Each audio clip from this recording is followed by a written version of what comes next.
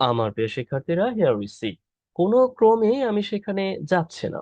এই বাক্যটির ইংরেজি কি?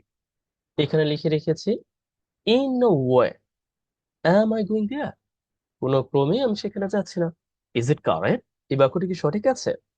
একই রকম আরো কিছু দেখি। কোনো অবস্থায় তার আবেদন করার সুযোগ নাই। হিয়ার উই সি, ইংরেজি লেখা আছে under no situation is he permitted to apply. কোনো ক্রমেই তার আবেদন করার সুযোগ নেই।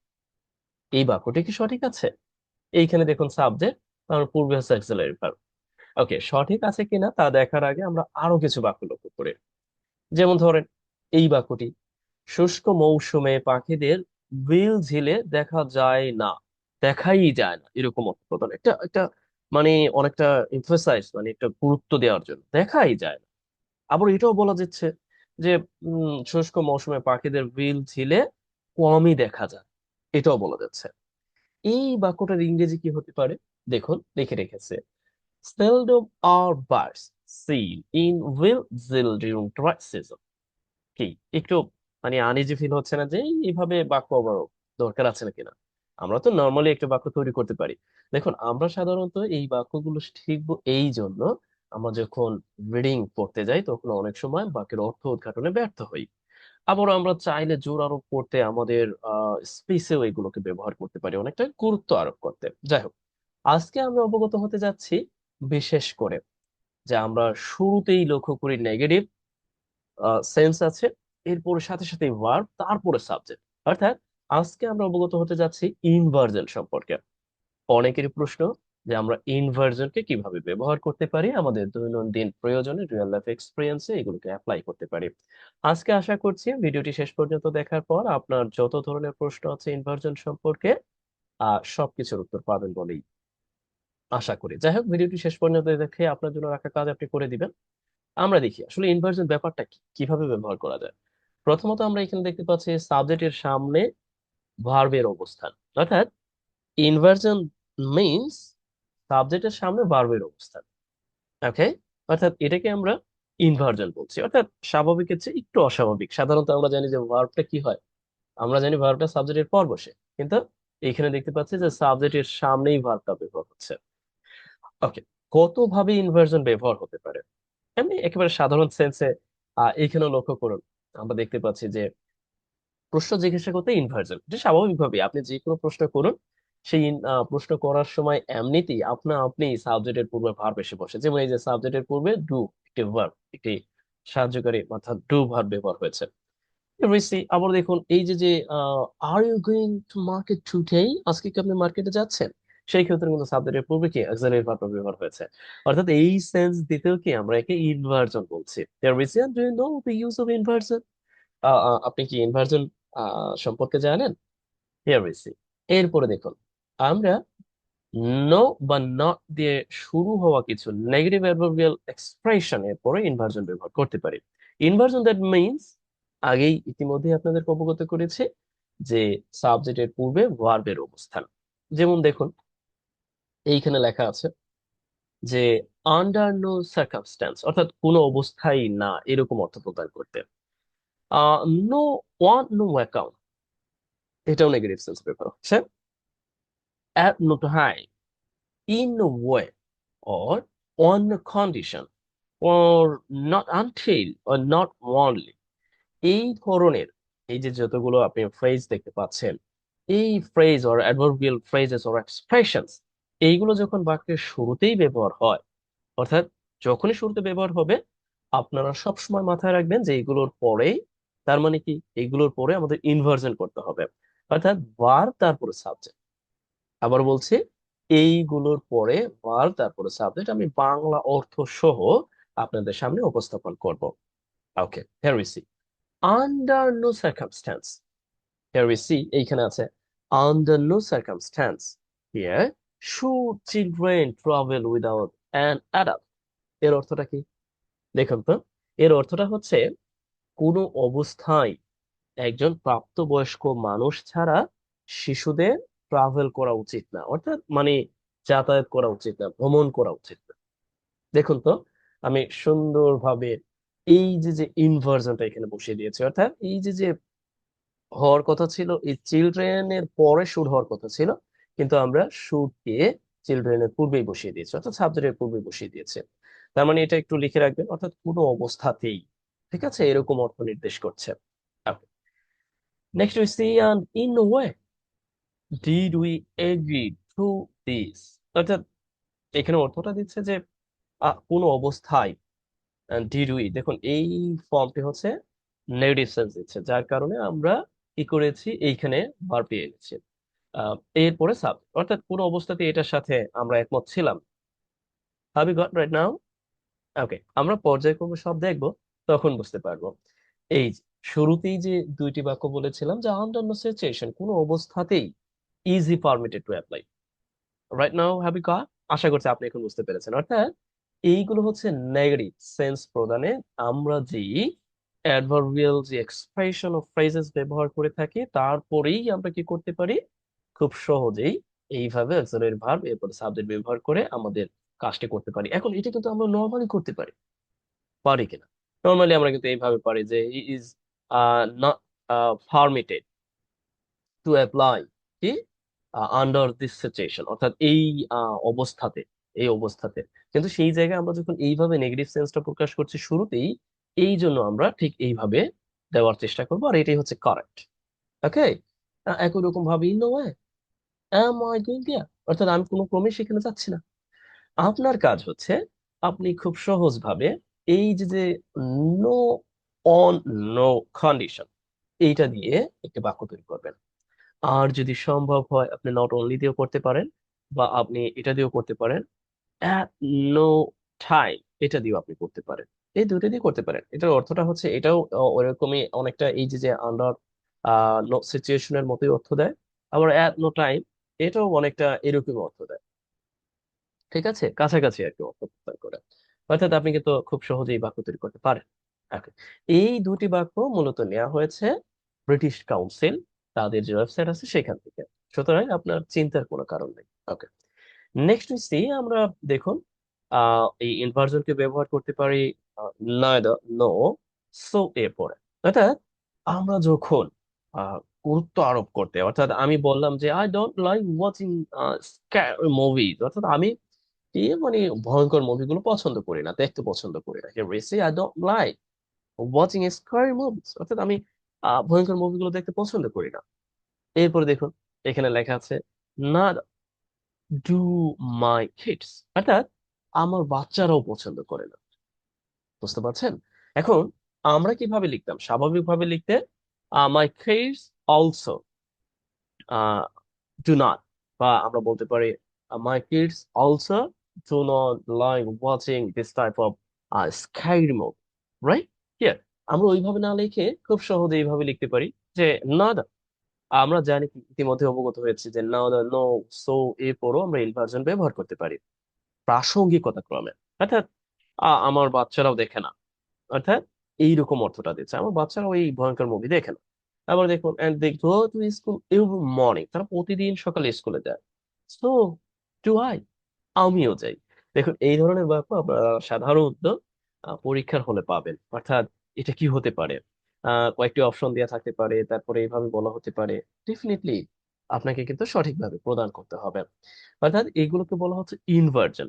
আমরা সো এর পরে কিন্তু সাধারণত কি স্বাভাবিকভাবে বাক্য তৈরি করতে পারি, কিন্তু এখানে কি দিচ্ছে, যে আমিও যাই, অর্থাৎ এই কাজটি তারা যে করে সাথে আমিও করি। সো টু আই, অর্থাৎ আমিও করি। কি করি, আমিও স্কুলে যাই প্রতিদিন। কিন্তু এই পুরো অংশটা না লিখে আমরা এটা দিয়ে বোঝাচ্ছি সো আই, টু আই, অর্থাৎ আমিও করি। আপনারা মাথায় রাখবেন সো, না, not, এগুলোর পরে আমরা খুব সহজে এরকম ভাবে ব্যবহার করতে পারি। Then we say and many were not interested to go there, অর্থাৎ অনেকেই আগ্রহী ছিল না সেখানে যাওয়ার। nor nor was I, অর্থাৎ আমারও ছিল না। কেমন? অর্থাৎ অনেকের ছিল না, আমারও ছিল না, nor I was I।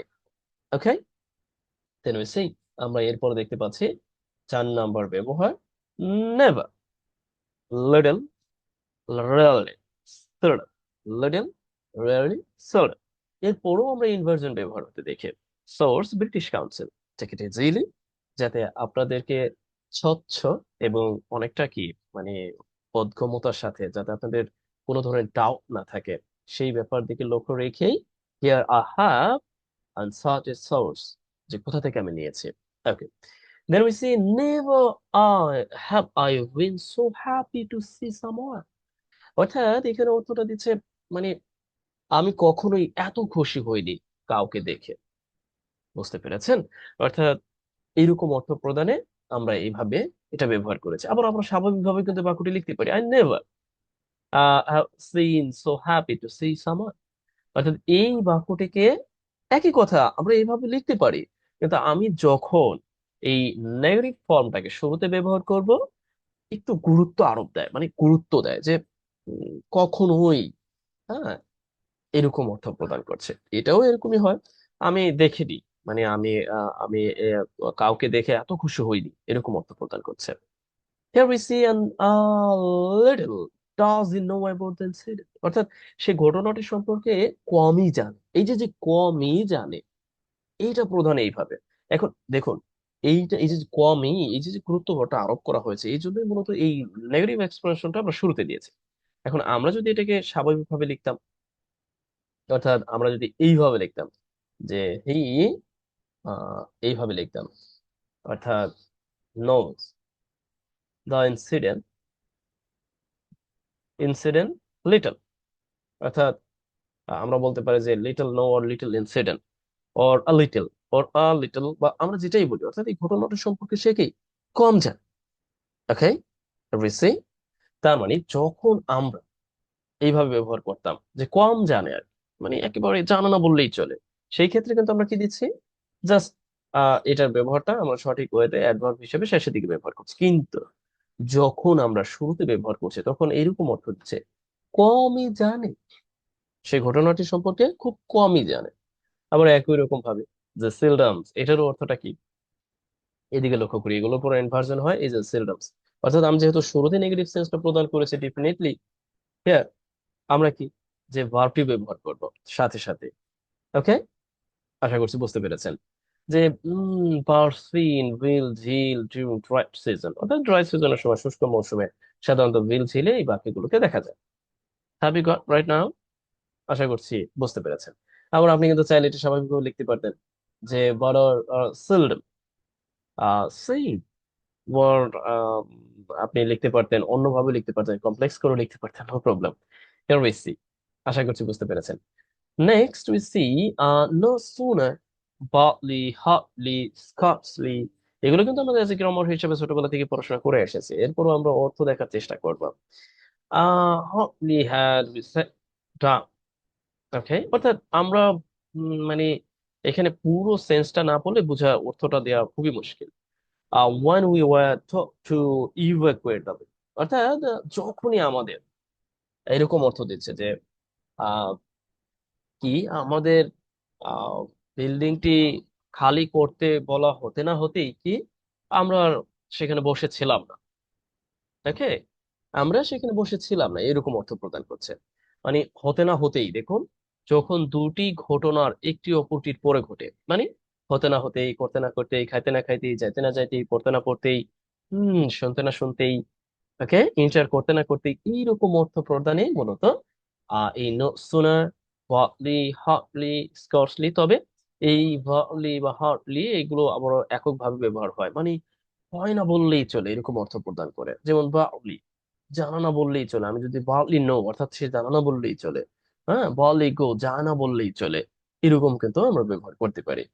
ওকে, এরপর আমরা একটা ব্যাপার লক্ষ্য করি, scarcely had the votes been counted, অর্থাৎ ভোট গুনতে না গুনতেই, গণনা আহ, করতে না করতেই, the new president was pushed in front of TV camera, অর্থাৎ প্রেসিডেন্টকে টিভি ক্যামেরার সামনে কি করা হয়েছিল, দিয়ে দেওয়া হয়েছিল, অর্থাৎ ভোট কাউন্ট হয়নি তার আগে প্রেসিডেন্টকে সামনে দিয়ে দেওয়া হয়েছিল।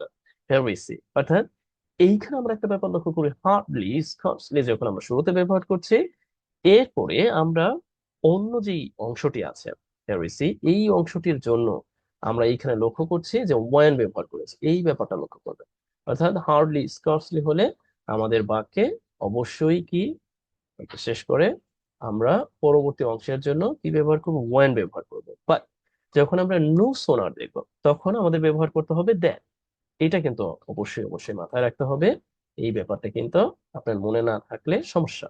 অর্থাৎ এইখানে কি, যে হ্যাড দ্য গেম স্টার্টেড, অর্থাৎ খেলা শুরু হতে না হতেই কি হয়েছিল, ক্যাপ্টেন ওয়াজ টেকেন ইন, অর্থাৎ টেকেন, তার মানে সে অসুস্থতা, মানে অসুস্থ হয়ে পড়েছিল। ওকে, অসুস্থ হয়ে গিয়েছিল, হিয়ার উই সি, অর্থাৎ হতে না হতে no sooner was the new power open, অর্থাৎ এইটা খুলতে না খুলতেই, হিয়ার উই সি এখানে ওপেন্ড হবে দেন ইট স্টার্টেড। ওকে, অর্থাৎ খুলতে না খুলতেই বা আমরা দেখতে পাচ্ছি যে দেন ইট স্টার্ট রেইনিং, অর্থাৎ খুলতে না খুলতে কি বৃষ্টি শুরু হয়ে গেছে, বৃষ্টি শুরু হয়ে গেছে। হেরেসি। আশা করছি এইগুলো বুঝতে পেরেছেন। এরপর যেমন এই যে বলি, আপনি কিন্তু চাইলেই দিয়ে দিতে পারেন, অর্থাৎ আপনি স্বাভাবিকভাবে বাক্য তৈরি করতে পারেন এগুলো দিয়ে, নো প্রবলেম। অর্থাৎ আপনি কিন্তু চাইলেই কি এটিকে শুরুতেও ব্যবহার করতে পারতেন, এভাবে ব্যবহার করতে পারতেন, নো প্রবলেম। আপনি পারবেন, বা দি হার্ডলি এগুলো দিয়েও এভাবে আপনি স্পষ্ট ভাবে বাক্য তৈরি করতে পারবেন। এখানে লিখে দেওয়া আছে যে নো সোনারের পরে দেন হবে বলি হার্ডলি, আবার এইগুলোর পরে আমরা দেখতে পাচ্ছি কি হবে, ওয়েন হবে, অর্থাৎ আপনি যখন বাক্য তৈরি করবেন তখন এই তিনটার পরে কি হবে, ওয়েন হবে পরবর্তী অংশের জন্য। অর্থাৎ এই ব্যাপারটাকে মাথায় রাখবেন। Then we see only, not, এগুলো দিয়ে অ্যাডভার্বিয়াল এক্সপ্রেশন গুলোর পরেও আমরা কি ব্যবহার করতে পারি, এভাবে ইনভার্জন ব্যবহার করতে পারি। Source British council here we C and not one, they went the mass and he came back from a difficult start. Here we see একটা ব্যাপার যখন ভার্ব অক্সিলারি ভার্ব না থাকে তখন কিন্তু আমরা ডু ভার্ব ব্যবহার করব, কেমন? অর্থাৎ দেখুন, বা এই যে এখানে লক্ষ্য করুন, not only did he win, অর্থাৎ সে শুধু ম্যাচটি জিতেনি, সে কি করেছিল, সে তার যে ডিফিকাল্ট যে স্টার্টটা ছিল সেটা থেকেও ফিরে এসেছে। Here we see, অর্থাৎ সে শুধু ম্যাচটি জিতেনি, যখনই আমি নেগেটিভ ফর্মটাকে শুরুতে ব্যবহার করেছি তখনই কি আমরা এখানে ইনভার্জন ব্যবহার করেছি, ডিড হি উইন। অর্থাৎ এখানে আমরা যেহেতু এটা পাস্টে আছে এই জন্য ডিড দিয়েছি। ওই যে বললাম যে ডু ভার্ব ব্যবহার করবেন যখন অক্সিলারি ভার্ব না থাকবে, সেই ক্ষেত্রে দেখুন ডিড। আবার স্বাভাবিকভাবে যদি এই বাক্যটা লিখতাম, দেখুন খুব স্পষ্ট ভাবে এখানে লেখা আছে he not only one the match, অর্থাৎ তখন কিন্তু স্বাভাবিকভাবে আমি এই যে যে বাক্যের যে ভার্বের পার্টস ফর্ম আছে তা ব্যবহার করেছি, অর্থাৎ সে শুধু ম্যাচটি জিতেনি, but came back, okay, from difficult start, অর্থাৎ একেবারে কঠিন একটি শুরু থেকে তিনি ফিরে এসেছেন। একই রকম ভাবে not only D the right, তারা মানে শুধু দেরিতেই পৌঁছায়নি, দে টক থ্রু ফিল্ম, অর্থাৎ তারা একেবারে পুরো ফিল্মটির মধ্যেই, মানে ফিল্মটি চলাকালীন অবস্থায় তারা কথা বলেছে। Yeah, we say, and they don't arrive, not only arrive late, but also talk throughout the film. অর্থাৎ পার্থক্যটা বুঝতে পেরেছেন কি? অর্থাৎ আমরা যখন নেগেটিভ সেন্স ইউজ করছি তখন আমরা এই ভার্বটিকে শুরুতেই ব্যবহার করছি, কিন্তু স্বাভাবিকভাবে আমরা এই বাক্যটি তৈরি করতে পারি। তবে সেই ক্ষেত্রে কি, এইখানে লক্ষ্য করুন, এই ক্ষেত্রে আপনি কিন্তু চাইলেই এই ভার্বটিকে এনে দিবেন না, এই ভার্বটির কি ফর্ম আনবেন, অক্সিলারি ভার্ব থেকে অক্সিলারি ভার্ব, কিন্তু এই ভার্বটি সরাসরি যদি এরকম ভার্ব থাকে তখন তার ডু ভার্ব ব্যবহার করবেন। আমরা জানি প্রেজেন্ট থাকলে ডু হয়, আর পাস্ট থাকলে ডিড হয়। এখানে যেহেতু পাস্ট, এটা পাস্ট, এই জন্য ডিড হয়েছে। Have you got right now? Okay, then we see next here conditional phrase sentence যেগুলো আছে, অর্থাৎ ইভ হ্যাড, ইভের পরিবর্তে আমরা দেখতে পাচ্ছি হ্যাড হয়, ওয়ার হয়, শুড হয়, এগুলো কিন্তু আপনি দেখবেন বাক্যের শুরুতে ব্যবহার হয়। অর্থাৎ বাক্যের শুরুতে ব্যবহার হলে এগুলো ইফ এর মতো কাজ করে। যেমন if they sorry to say had they lot of money, অর্থাৎ তাদের যদি অনেক টাকা থাকে, and they would help the poor, তারা গরিবদের সাহায্য করতো। এটা আবারও কন্ডিশনাল নিয়ম অনুযায়ী আমরা যখন এরকম পাস্ট দেখতে পাবো তখন আমরা উড হেল্প এরকম ভাবে ব্যবহার করবো, কেমন? ওকে, আবার দেখুন ওয়ার রুলার বাংলাদেশ, আমি যদি বাংলাদেশের একজন, ওকে, এখানে একটা ব্যাপার আছে, যখন ওয়ার কাল্পনিক অর্থে অর্থাৎ ব্যবহার হয় ইফ এর পরিবর্তে, তখন মাথায় রাখবেন, সরি টু সে, অর্থাৎ এই যে কোনো সাবজেক্টই হোক না কেন, অর্থাৎ যে কোনো সাবজেক্টই হোক না কেন, এর পূর্বে কাল্পনিক অর্থে এই যে ইয়াটি ভার্বটি ওয়ার হবে, অর্থাৎ এই আয়ের পরিবর্তে যে ওয়াজ হবে ব্যাপারটা এরকম না, অর্থাৎ এই অর্থ প্রদানে সবসময় ওয়ার হবে। ওকে, এখানে অর্থটা দিচ্ছে যদি আমি বাংলাদেশের, এখানে অর্থটা দিচ্ছে ইফ যদি, আবার এখানে অর্থটা দিচ্ছে যদি, অর্থাৎ ওয়ার যখন নেগেটিভ সেন্স, মানে এক কথা হচ্ছে শুরুতে ব্যবহার হচ্ছে তখন আমরা ইনভার্জন ব্যবহার করছি, আর তখন যদি অর্থ দেয়, কি অর্থ দেয়, যদি। Here were I ruler of Bangladesh, বাংলাদেশের একজন রুলার হতাম, I will cripple, sorry to say, শব্দটা ব্যবহার করা উচিত হয়নি, পানিশ ব্যবহার করি। ওকে, পানিশ, এটা ভালো হয়, অর্থাৎ আমি পানিশ, অর্থাৎ উইক দুষ্ট প্রকৃতির যে পলিটিশিয়ান আছে প্রকৃতপক্ষে তাদেরকে আমি কি করতাম, পানিশ করতাম, অর্থাৎ তাদেরকে শাস্তি দিতাম। হিয়ার উই সি, এই ক্ষেত্রেও কিন্তু অর্থটা দিচ্ছে কি, যদি। ওকে, নেক্সট উই সি, আমরা কিন্তু কন্ডিশন যুক্ত বাক্য তৈরিতে অভ্যস্ত পারি। তারপরে যদি আপনাদের কারো জিজ্ঞাসা থাকে বিস্তারিত সম্পর্কে জানতে, অবশ্যই let me know and must leave a comment and I will respond. So here we see, and so plus adjective দিয়ে শুরু হয় ইনভার্জন ব্যবহার দেখা যায়। যেমন আমি দেখুন, আমরা এভাবে লিখতে পারি যে so amazing was the estimate house। অর্থাৎ এই বাক্যটি চাইলে কিন্তু আমরা কিভাবে লিখতে পারতাম, এটা আপনাদের কাজ। অর্থাৎ স্বাভাবিক কাজে যদি এই বাক্যটি আমি লিখতাম তাহলে কিভাবে লিখতে পারতাম, এটা তো আছে। আমরা যখন সো অ্যামেজিং এভাবে অ্যাডজেক্টিভ দেখবো, এরপরে কি আমরা ভার্ব ব্যবহার করতে পারি। আর এইখানে হচ্ছে মূল সাবজেক্টটা, এটা হচ্ছে মূল সাবজেক্ট। তাহলে আমরা এটাকে স্বাভাবিকভাবে যদি লিখতাম তাহলে কিভাবে লিখতে পারতাম, এটা আপনার জন্য কাজ, অবশ্যই এটা আপনি করে দিবেন। দেন হিয়ার উই সি, আমরা চাইলে এগুলোকে ইনভার্জন বলা হয়। অর্থাৎ আমরা কিন্তু যখন দেয়ার হিয়ার ব্যবহার করি ইন্ট্রোডাক্টরি হিসাবে, তখন কিন্তু আমরা এই যে যে ভার্ব গুলোকে শুরুতে ব্যবহার করছি, সেই সেন্সে এগুলো ইনভার্জন। ওকে, অর্থাৎ দেয়ার ইজ দ্য স্ট্যাটিউ, এখানে একটি প্রতিষ্ঠান আছে। হিয়ার দ্য বয়, এখানে বালকটি আসে, এরকম। এখানে বালকটি আহ আসেই, এরকম অর্থ বললাম, একটু গুরুত্ব দিতে। হিয়ার উই সি, এই হচ্ছে আলোচনা। এরপরে যদি আপনাদের কারোর কোনো জিজ্ঞাসা থাকে, ইতিমধ্যে আপনাকে দিয়েছি এটা আমরা স্বাভাবিকভাবে কিভাবে লিখতে পারতাম। তারপরে আপনাকে কাজ দিয়েছিলাম একেবারে শুরুতে, যে আপনি কিভাবে বিশেষ করে এরকম বাক্য লিখতে পারেন, অর্থাৎ at no time or want not condition এগুলো দিয়ে। অথবা আপনি চাইলে কিন্তু এইভাবেও বাক্য তৈরি করতে পারেন, যে এই যে এই ফর্মটি দিয়েও আপনি কিন্তু চাইলে বাক্য তৈরি করতে পারেন। যাই হোক, আজ এই পর্যন্তই। আর অবশ্যই লাইক কমেন্ট শেয়ার দিয়ে সঙ্গে থাকবেন। আর আরেকটি ব্যাপার, যদি আপনারা কেউ আমার ইউটিউবের যত ভিডিও আছে এবং তাছাড়াও আরো অতিরিক্ত যে কোর্স সহকারে কেউ যদি নোট গুলো পেতে চান, অর্থাৎ এই নোট গুলো যেহেতু আমি প্রদান করি না, সরি টু সে, একেটে জিলি, তাহলে দয়া করে আমাকে কমেন্ট বক্সে দেখবেন। দয়া করে দেখে ওখান থেকে যদি আপনার মনে হয় যে রেকর্ডেড কোর্সটি আপনি নেওয়ার জন্য প্রস্তুত, তাহলে আমাকে নক করবেন। আশা করছি আপনি লাইক কমেন্ট শেয়ার দিয়ে সঙ্গে থাকবেন। আমার সঙ্গে থাকুন এবং নিজের ইংরেজি সম্পর্কিত অনেক অনেক প্রশ্নের সমাধান খুঁজে নিন। যাই হোক, আজ এই পর্যন্তই। ভালো থাকুন। Best wishes for you.